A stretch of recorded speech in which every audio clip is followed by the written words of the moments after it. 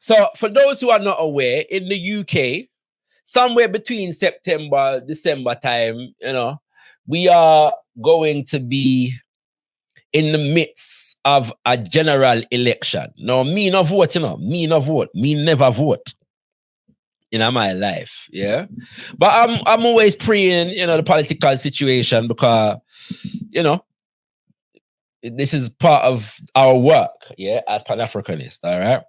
And one of the dynamics, yeah, that has significantly increased over the past few years, you've had a quote-unquote conservative government in power for, I believe, around 14 years now.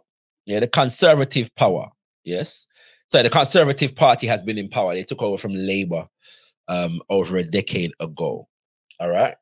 And one of the things, yeah, that has increased significantly during that period of time is the rise of the Black conservative, yeah? Now, they've always existed, and I think brothers and sisters in America, in the USA, would have been very, very familiar with this particular phenomena. Brothers and sisters who are from France, or French-speaking African world, whether on the continent or in the Caribbean, will be familiar with these people. Yes, and I'm not sure if they call them Black conservatives in French-speaking African world, but they will be familiar with the kind of dynamic that we're going to be discussing today. Yeah, and so it is my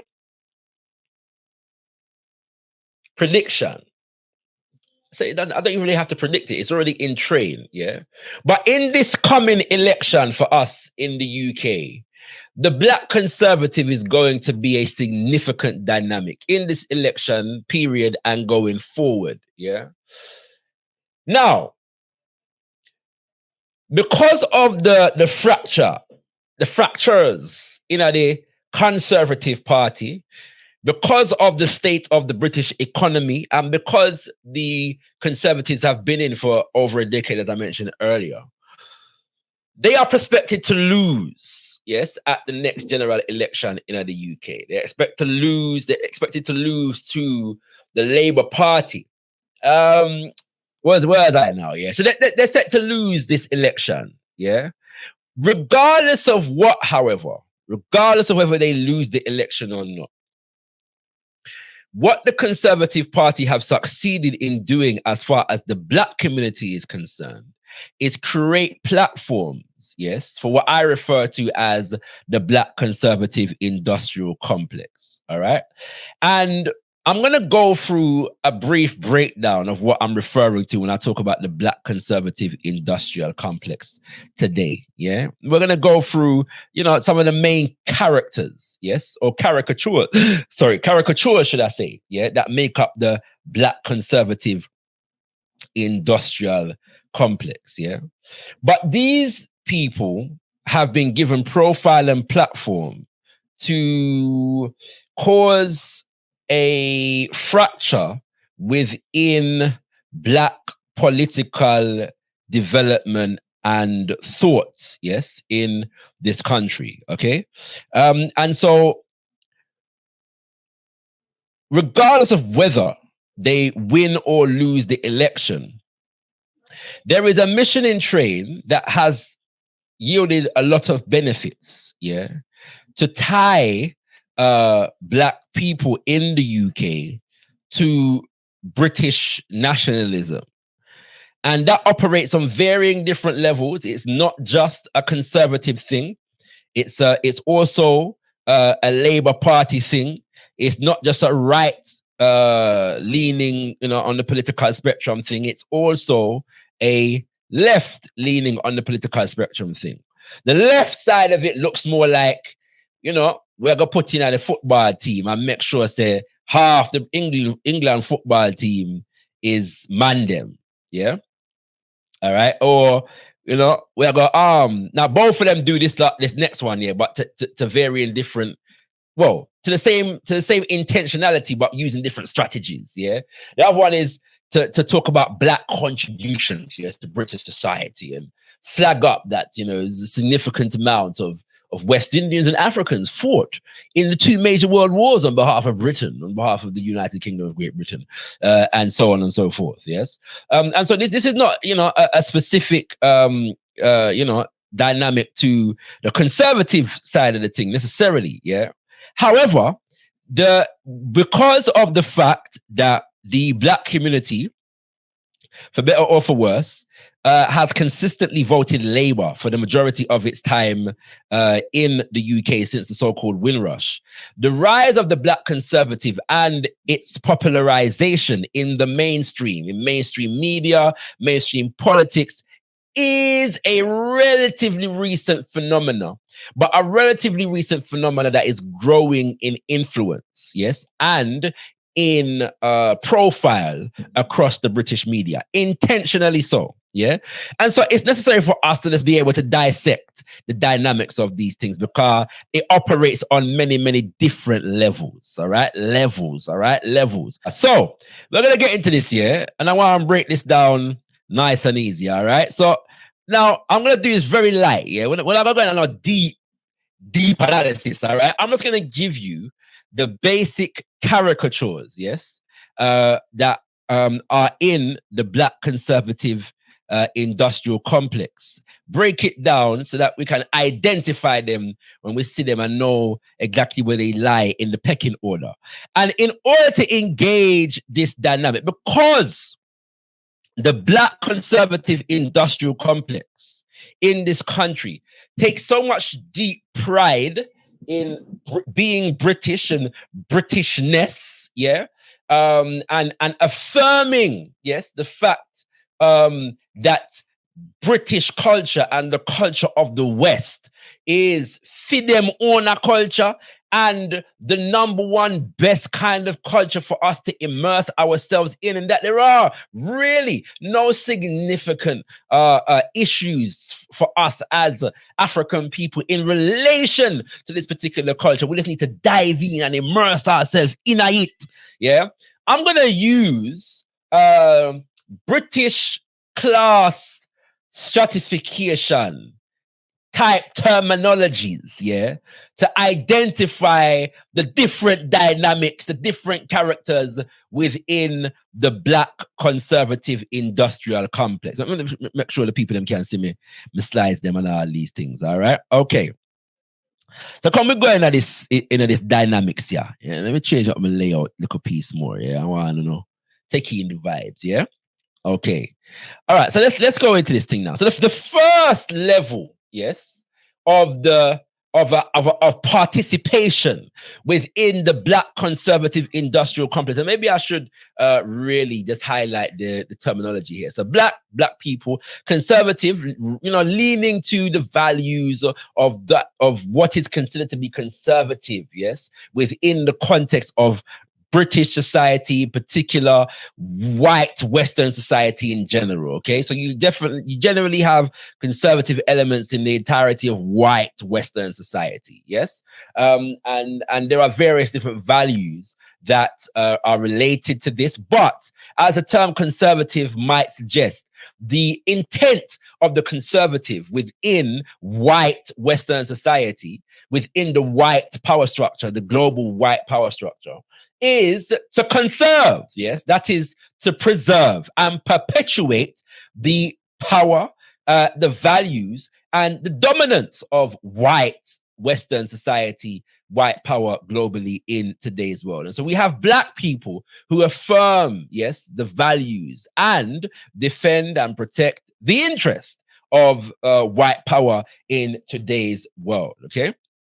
And so this is not to suggest necessarily that the other side of the political spectrum in white power dynamics, i.e. the so-called left, or i.e. the so-called liberal, or you know, there are various different terminologies for them in this day and age, is not also a preserver and perpetuator of white Western power, but they go about these things in different ways. Yeah. And so this is a particular dynamic that we'll get into some of the details of during the process of the conversation. And when we say industrial complex, what we are talking about is a reality in which this formulation among Black people is very well funded and funded by the resources of white power. Yes. So they've created an industrial group, an industrialized grouping whereby people can be rewarded and remunerated for their participation in this group and their propagation of the values and the principles and the ideas that are given to them by the white power structure in general, and in this instance, the conservative white power structure in particular, the conservative element of the white power structure in particular. So the word classified now is just about, we're actually going to go into some classifications. And the key word in the word classified and classification is the word class. So we'll talk about some class to us. All right. And so the first level is the minions. Yeah, we're going to talk about the minions. And a minion is defined as a follower or underling of a powerful person, especially a servile or unimportant one. Yeah, I'm going to extend this dictionary definition for a second and say a follower or underling of a powerful person or institution. Yes, or group of institutions, especially a servile or unimportant one. And so this is the level of people who, really have no profile. You wouldn't know them by name. You know what I'm saying? Necessarily, you don't know who they are in particular, but their manifestation is very well felt on social media. Yes, they're not a personal profile. Yeah, you wouldn't be able to identify the individuals themselves, but they're a group on social media that comment a lot. Yeah, and because of that, they have some force. Yeah, and so these are people that basically troll. Yes, any other type of message, people that promote any other type of message that is considered to be contrary to the interest of white power, and particularly the conservative element of white power. These are people that frequent Pan-African platforms for the express purpose of negating and throwing a spanner in the works of the Pan-African message. These are people who are on Twitter and on Instagram, but in particular Twitter nowadays, who promote fallacies about Pan-Africanism in the context of pledging allegiance to and affirming their allegiance to the British society or the American society or the French society. These are people who, are popular, have these talking points on social media that says Pan-Africanism has failed, yeah, for example. And I'm focusing on the Pan-African talking points because this is a Pan-African panel or a Pan-African channel, so to speak. Yeah. So we don't know who them is, these are the people, yes, who would say that Black people in Britain should not identify with our African heritage because it's not important and Africans don't like us, and Pan-Africanism is a scourge on the quote-unquote Caribbean identity. They would affirm that we are Caribbean and not African. These are people who define Caribbean identity in opposition to African identity, and within that context, them have a tendency, for profile and give prestige and privilege to non-Africans who are native to the Caribbean, i.e. the Indian them and the Chinese them and the Portuguese them and the German them and the British them, under the banner of the fact or promoting the argument that Caribbean is not just African, even though African is the overwhelming majority of the Caribbean, but they feel the need to identify that the Black element of the Caribbean is not African. The contradiction for these people is that them never say, them never say. When them talk about the Indian them is still Indian. The Chinese them is still Chinese. The Irish them is still Irish. But the African is just Caribbean.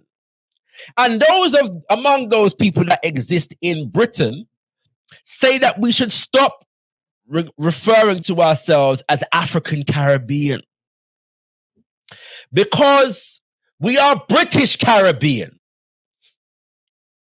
Yes. This is the dynamics among a lot of the minions, them. All right. So a lot of these talking points you find heavily on social media, but generally speaking, these are nameless, faceless people. All right. You not really know who them is. Yeah. And there are a few other talking points that are more well explored when we get to the other stages of the class issue. So that's the minion level. Yeah. So notice the minion them. All right. The minions among the black conservative industrial complex. Yeah. You know what I'm saying? Them deb out the place and enough of them. And we must also be aware of the fact that the minions, because most of their representation is on social media, Twitter, Instagram, Facebook, and YouTube. Yeah. Most of, not all of them are in fact actual human beings, people, yeah, individual people, personality, we have mama and papa. A lot of these people, in my humble estimation, are in fact bots of the CIA and the MI6 and the FBI and the MI5, etc., etc., etc. Okay, these are people who are, not people in the natural sense, but are in fact electronic constructions designed to push talking points among the black community and popularize and insert certain talking points among the black community. So some of them are real people, some of them are in fact not. But that's the minions. Yeah, we have plenty of minion about the place. Them now have not unconstructive for say. Yeah, so a lot of the minions you'll find are also promoting the voting for the Conservative Party, or voting for, as it relates to America, the Republican Party. They're very big, supporters of Suella Braverman in the UK, and what's the other one name? Liz Truss, yeah, and then Trump, as it relates to America. Trump or any of the Trump-like candidates in the the Republican Party in America. Them people there, the minion them. Yeah, so then now the name, now the profile. Yeah, they're just random individuals and or bots who are designed especially for the purpose of just coming upon, black social media platforms and trying to cause disruption. That's all them depend. Yeah. All right. Then now the next level of the situation is the peons and the serfs. Yeah. The peons and the serfs, two related terminologies depending on where you're coming from in the world. All right. But this is defined traditionally as a member of a low social class in medieval times who worked on the land and had to obey the person who owned that land. Now, we're not literally now speaking about land, yeah, today. We're now literally speaking about land today. And that's actually the wrong image, yeah. I apologize, brothers and sisters. That image was meant to feature a British flag, but you know what I mean? I saw it go. All right. Anyway, yeah, we're talking about the conceptual landscape in this regard, yeah. Now these are the aspirant class, yes, of the black conservative industrial complex. These are the ones now who have taken on the initiative to put a name and a face behind their talking points, yeah. These are the ones who develop Instagram accounts and YouTube accounts whereby they put out content. Yes, and them sure you feed them face, and then why if you know where them name, yeah. But they are essentially auditioning. Yes, they're auditioning for the next level, which I will come to in a second. Yeah, but they've cottoned on to the fact that there is significant prestige to be found, money to be made, and profile to take advantage of in perpetuating these talking points. These are the ones who you find whenever somebody is either harassed, brutalized, and or killed in police custody. These are the ones who are going to come out to defend the state and challenge the protests of African people, the roar of African people, you know, the demonstration of African people with talking points such as, but police brutality is not that much of a significant issue. But do we protest when it's black on black violence? Those are those people that are gonna, you know, come about. Yeah, you know what I'm saying? Them have, again, these are the ones we can name them. We know who them is. Yeah, you know what I'm saying? They're not afraid to show their face. These are the ones who we will find uh always apologizing to white people and British society for the behavior of African people. These are the ones that go on popular platforms, yes, often independent media platforms hosted by conservative white people to prove that they are not like the rest of the Negroes. Yes, and one of the ways in which they do this is to give a platform to the most degrading images, and sometimes those images are self-degrading among African people, and flag this up as a definitive component of black culture. Yes, these images are representative of black culture or things that are acceptable within black culture. So they go on, you know, they're fond of talking about Sukihana and Sexy Red, yeah, you know, from you know, especially the men among said groups of people, you know, and going on platforms that are hosted by white people, usually white men, but not exclusively. There's a few that are hosted by white women certain times as well, and you know, demonstrating that they themselves are separate and distinct from these images, and they are unpopular among black people because of their die-hard propensity to call out the shegri. Yeah, these are the call-out people. Yeah, we need to call out this and call out that among black people. These are the ones who go on, you know, who after they've successfully, you know, profiled themselves on social media, they get shared by conservative think tanks and media in this country, and underneath wherever they said. I remember one time, for example, you know, a few years ago, it was talk about where are you proud of your country? Are you proud to be British? And the idea of whether or not Britain is a racist country.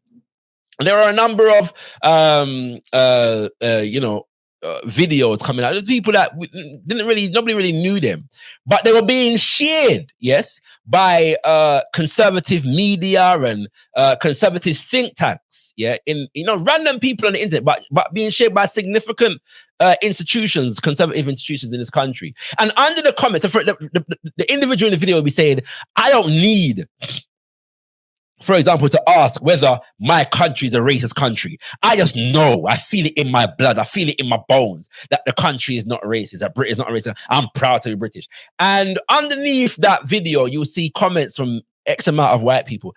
Oh, he's so articulate. Oh, she speaks so well.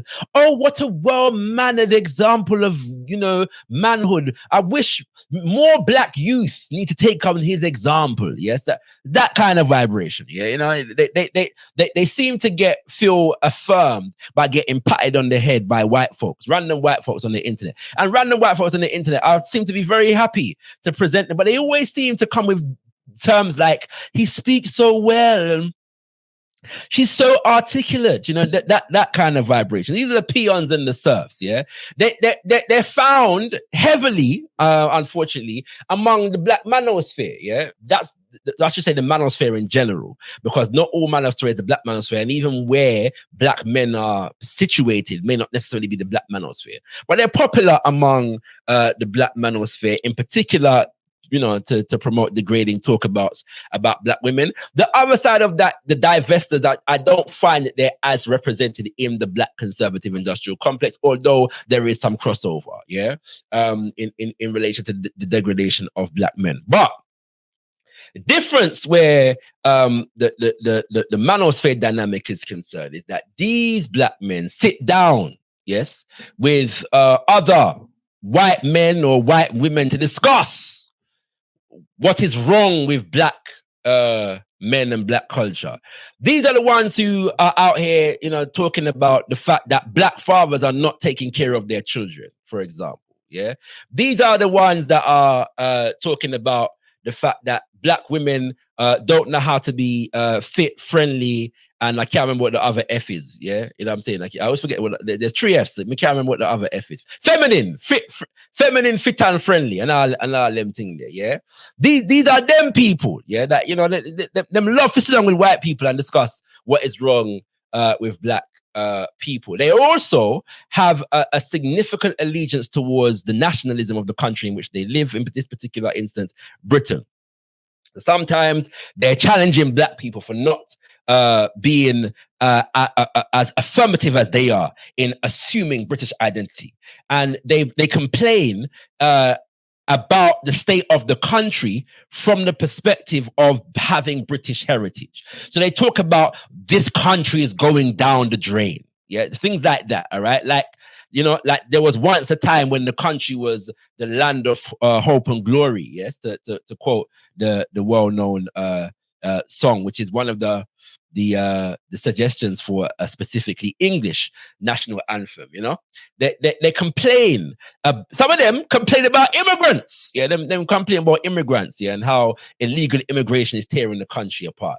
And all of these things. Yeah, they reason about foreign policy like the war in Ukraine or Gaza from the perspective of being British and supporting and defending British interests and or protecting Britain from the calamity that may befall them if they don't take a particular kind of course of action. These are them people. Yeah, so these are the peons and the stuff. They developed a name. Yes. They've developed a name. They've got some profile, and sometimes they'll get invited on GB News. Yeah, maybe they might even get invited on Good Morning Britain every now and then. Yeah, you know what I'm saying. They'll get that profile. To spout these particular they're generally not experts in anything. They're not a qualification in not what I'm talking about, but their talking points are convenient. Yes. For the right wing conservative establishment. And so this is the level upon which being in the black conservative industrial complex begins to pay off in terms of remuneration. But remember, these people are simply peons and serfs for their intellectual landlords, yes, which is the white power structure in this instance in the United Kingdom of Great Britain. So I'm hoping that as I'm speaking, you're identifying, yes, the people them, yes, and you're able to identify from this day forward when we are talk about and when you see them on the TV, the television, on your social media, etc., etc. So that's the peons and serfs. And if anybody's got anything to add to these identifications, only can let me know. All right. Hope everyone's good. Let's check everything's good.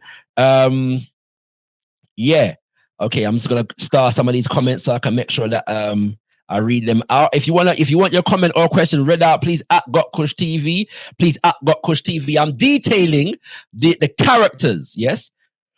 Within the black conservative industrial complex right about now. That way I do. Yeah, when I talk about the caricatures and that are in this phenomena called the black conservative industrial complex, because they're going to become more prominent as we lead up to a general election in the UK. So now I'm talking about the peons and the serfs. These are the ones who are developing a profile for themselves. Yes, and they are apologists.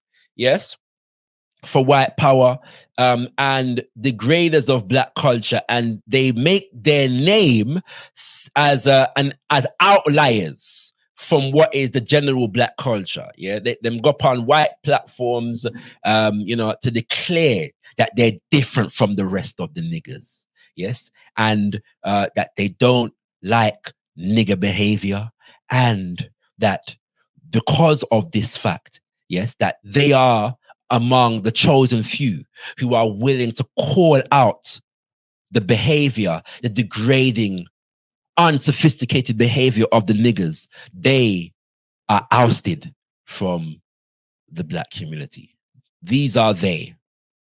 Okay, these are they. All right. And then finally, we have the gentry stroke knights. Yes. And I'm using, because of the black conservative industrial complex propensity and affinity towards why is that there? White culture and white history. I'm using these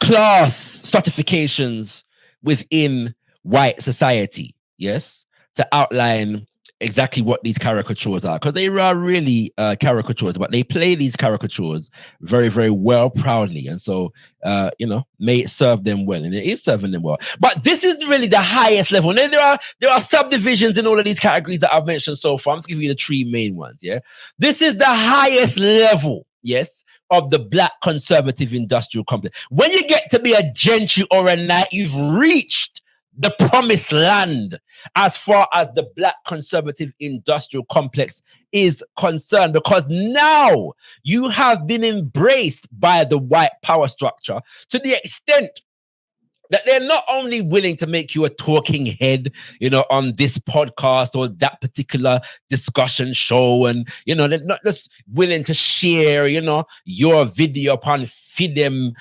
platform and all them things. This is the point at which you get in a permanent job, yes, within the conservative power structure. Yeah, this is when they make you a politician. You get made an MP. All right. This is the vibration. Yeah.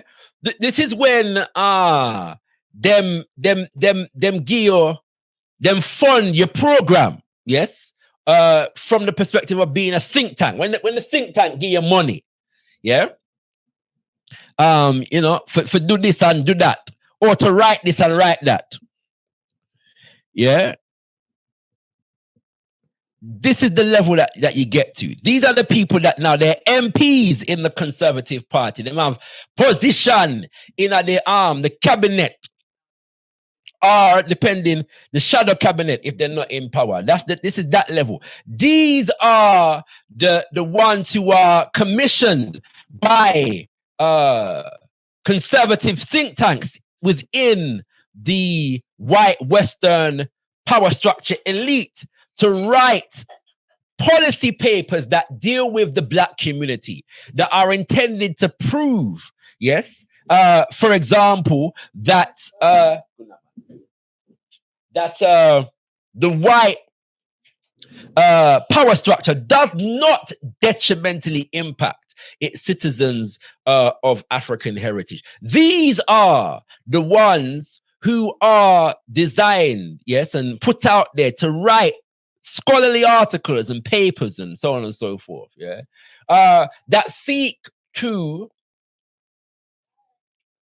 confuse and divert and problematize any form of in-group affinity and organization among African people. And that operates on the national as well as the international level. So the idea, for example, that Africans in the UK should not identify as African or African Caribbeans, that there should be separate categories, and that the black African should identify as black African and the black Caribbean should identify as black Caribbean, for example. And that those two groups of people should not align their interests and see their interest as one unified interest. Yes, that it must be divided among subdivisions that are often antagonistic. Yeah, so it's one thing to subdivide. In one level, there's nothing wrong with that. On another level, when those subdivisions are designed to become antagonistic,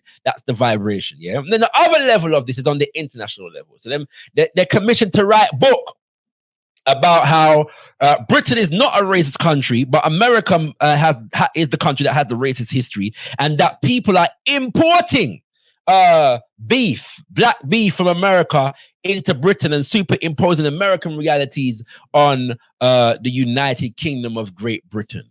These are the people who suggest that we should not discuss race and that we should do away with race and things at the end of race. Yeah, them kind of vibrations there. Yeah, but the difference between them and the peons and the serfs is that the gentry and the knights have been employed. They have a level of prestige. Yeah, they get positions as advisors to governmental administrations and the like. That's the level that them operate upon. Them big vulture. Yeah, but this is the highest level of the black conservative industrial complex ladder. It may change in the future, but right now this is the highest level. Why? Because the level above gentry within traditional British society is nobility and aristocracy.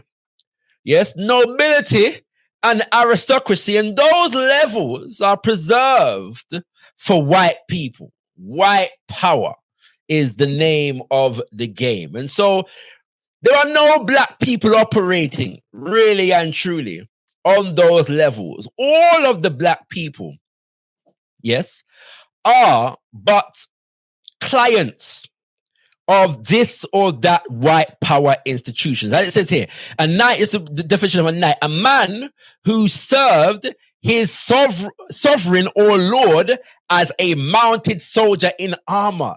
A man who served his sovereign or lord as a mounted soldier in armor. This is because these are the people that are put out there to go to intellectual war with African community in general, but particularly that element of the African community that is in resistance and rebellion against the white power structure. This is the first line of defense, of intellectual defense. And they're given a lot of resources and profile and platform, yes, to promote these messages by the aristocracy and the nobility in the white power structure. Now, this level of the thing, I am going to identify a few of them, yeah, because of the fact that, again, we are in an election year as far as the political system of the United Kingdom of Great Britain is concerned. And so we're going to just identify a few of the key figures that are on the chessboard, so to speak. One of them is actually not from the UK, but we're going to explain why he's there in a second, all right?